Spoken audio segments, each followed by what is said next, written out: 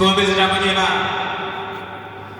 Abaroma 12 tugira ngo dusome duhereye ku murongo wa 2. Ni urupapuro rw'ijana na 81 rw'isezerano rishasha. Ndizi ko mwashitseho dusome. Ntimushushanywe n'iby'iki gihe, yamara muhinduke rwose mugize imitima misha, kugira ngo mumenye neza ibyo Imana igomba, nibyo byiza bishimwa bitunganye rwose. Dusubiremo. Ntimushushanywe n'iby'iki gihe, yamara muhinduke rwose mugize imitima misha,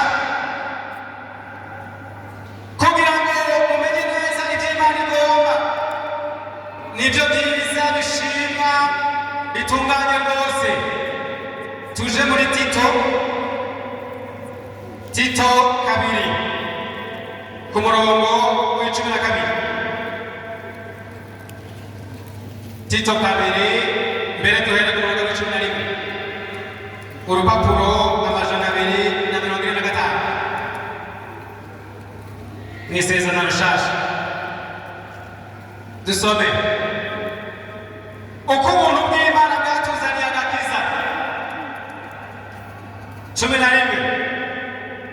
Kuko ubuntu bw'Imana bwaserutse buzanira abantu bose agakiza, butwigisha kwikunkura ukutubaha Imana no kwipfuza iby'isi, bukatwigisha kwama tudahugumba, tugororoka, twubaha Imana mu gihe cya none. Tugarukize ngaha tugende muri Galatiya 3 n'urupapuro rw'amajana 213. Abi Galatiya 3 duhere ku murongo wa 1. Yemwe Bagalatiya b'ibishushu, ninde yabaroze kandi ari mwebwe mweretswe Yesu Kristo abambwe mu maso yanyu? Tugarukize ngaho Yesu abahezagira. Nari mvuze ngo ndabahaye kaze ijambo ry'Imana mu kanya gato cyane, kuko ari ijambo ry'ivugurura, umukozi ari inyuma.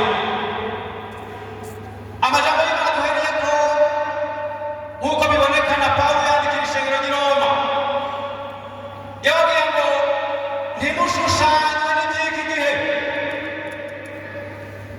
yamara muhinduke rwose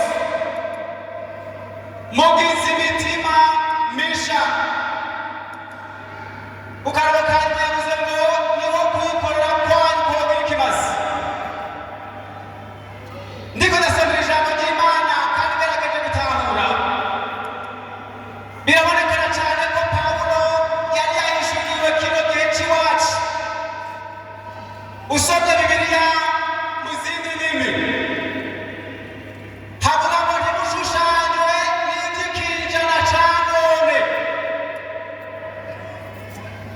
Aba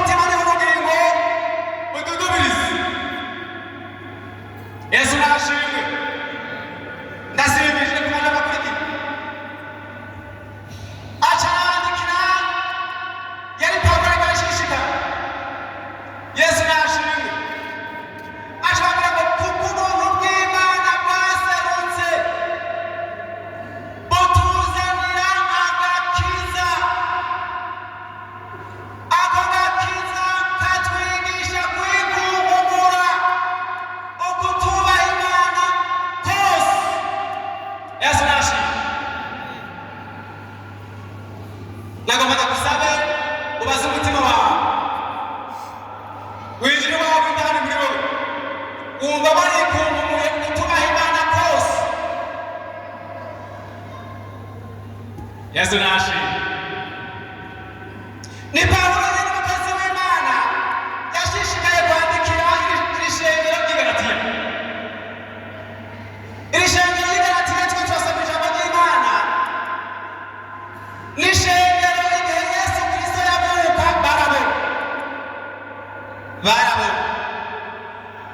uko yagenda akura, uko yagenda arigisha, uko yakora ibitangaza, uko yakiza abarwaye, uko yapfuye akazuka, uko yaduze mu ijuru, iri shengero ryarabona.